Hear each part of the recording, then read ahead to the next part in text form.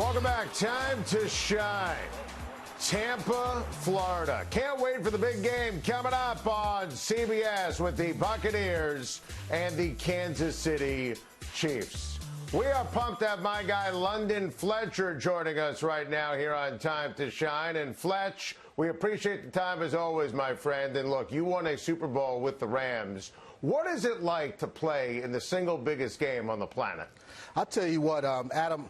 You know, leading up to the game, you try to say, okay, it's just another game, but it is not just another game. I can remember, you know, for myself, as I'm getting ready to take the field during warm-ups, and I'm in the tunnel, and I'm getting ready to go on the field, and all of a sudden I started to cry. I get emotional. I'm like, man, what am I doing? I'm a middle linebacker. Middle linebackers don't cry, but what I started to think about is my journey to get to that point. You know, all the things I had to overcome in my life to get to that point, but also the journey of our football team to get to the biggest stage in the National Football League. And there's nothing like it, the thing that goes into it, the hoopla and everything. But I tell you what, it is a special moment. You're giving me the chills, Fletch. My goodness. And how about the quarterbacks? Obviously, Patrick Mahomes and Tom Brady, they've been here before. On Super Bowl Sunday, do you expect some fireworks? You know, I do expect some fireworks. I don't see it being the, you know, explosive type of offense where you have 960 total yards of offense like they had when these two teams met in Week 12 during the regular season, because I think both defensive coordinators, they'll look at that game, make their adjustments. You're not going to see Todd Bowles allow Tyreek Hill to go off for 269 yards, receiving and 3 touchdowns. I think he'll do some things to try to take Tyreek Hill away. And then conversely, you'll see Steve Spagnuolo. He knows how to play against a Tom Brady-led offense, how to get pressure on him, how to make things hard for Tom Brady and not allow Bruce Arians and that offense to have those big explosive plays as well. But I will say this, it's going to be an exciting game. I just don't expect it to be 960 yards of offense. I buy that. And listen, I give you credit. You've been all over this Bucs defense on that of the pregame show all season long. I think to a lot of people, it's been flying under the radar. I mean, Devin White, star linebacker. He reminds me of you when you were dominant in the National Football League. The defensive line is dominant. They're beefy. They're skilled. They're ferocious. Do you see this front seven giving Mahomes some fits on Sunday? Yes, they can. You look at Patrick Mahomes, and he's going to be without his starting left tackle, Eric Fisher. Now, the pass rushers, especially the edges for the Tampa Bay Buccaneers defense, they can rush the passer. Shaq Barrett, JPP, those guys know how to get after the quarterback, but they also can get push up in the interior of that offensive line. So what do the Chiefs do to kind of counter that? You look for them to get the ball out of Mahomes' hand quickly. But the speed of those linebackers, you mentioned Devin White, also his partner in crime, Levante David. I call those guys the Bash Brothers. You know, the Golden State Warriors, they have the Smash, they have the Splash Brothers. The Tampa Bay Buccaneers, they have the Bash Brothers at linebacker. I love that, Fletch. Now, what makes Travis Kelce such a major problem for linebackers in general and specifically coming up on Super Bowl Sunday?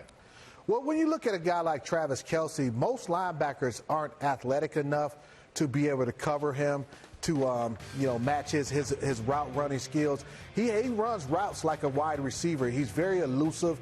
He can change pace, change speed, and he's very shifty. And then his uncanny ability between him and Patrick Mahomes, where they just kind of almost have this sixth sense to where they can kind of ad-lib and make plays. That's what makes it difficult for linebackers to cover Travis Kelce. And then he's too big for cornerbacks to cover. So that's the thing you're going to have to try to figure out if you're the Tampa Bay Buccaneers defense. How do you defend Travis Kelce? Do you double him? Do you play a linebacker on him? Do you have a cornerback on him? That's going to be the million-dollar question going into that ball game. Fletch, how about on the flip side here? Because I like this Kansas City defense, and they've got a lot of dudes who could impact the game.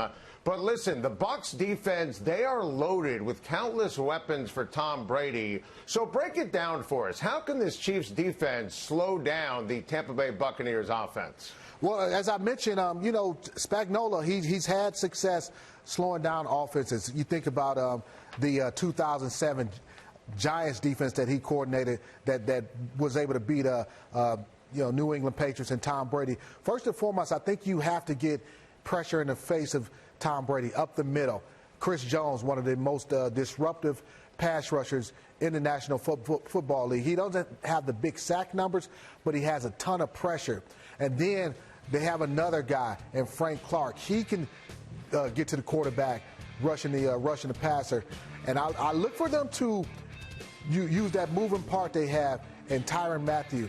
He'll be back in a deep safety at some point in time, sometime in the middle of the field. They also have him close to the line of scrimmage. He'll blitz some. So it'll always be a bunch of different things to try to mess with Tom Brady pre-snap. Is Tyrann Mathieu going to blitz, or is he dropping back into coverage? Fletch, you lived it in the Washington-Philly days. What's it like going up against an Andy Reid offense on game day? Oh, I tell you what, the first thing you better do, you have to weather the storm. Those first 15 plays, they're going to be very creative. They're going to have tempo. They're going to hit you with a bunch of different personnel groupings, a lot of different formations. Me as a middle linebacker, that was the one thing I had to always try to do, is just relax, get my defense set, and kind of weather the storm through the first 15 plays. Because if you don't weather that storm, it can be an onslaught. I've been at the hands of an Andy Reid onslaught, and it is not pretty, man. He does not take his foot off the gas. What they like to say, all gas, no brakes. That's Andy Reid's offense. Oh, Fletch, you are the best. It's so great to have you here on Time to Shine. Enjoy the weekend. You can catch London and Trent Green and Amy Trask and Adam Zucker. Those are four of my favorite people on the planet. Tonight, 7 p.m. Eastern, right after Time to Shine. Super Bowl Live. That is going to be a show. We can't wait for it. Thank you for watching. Please like and subscribe. And don't forget to hit the bell for more videos.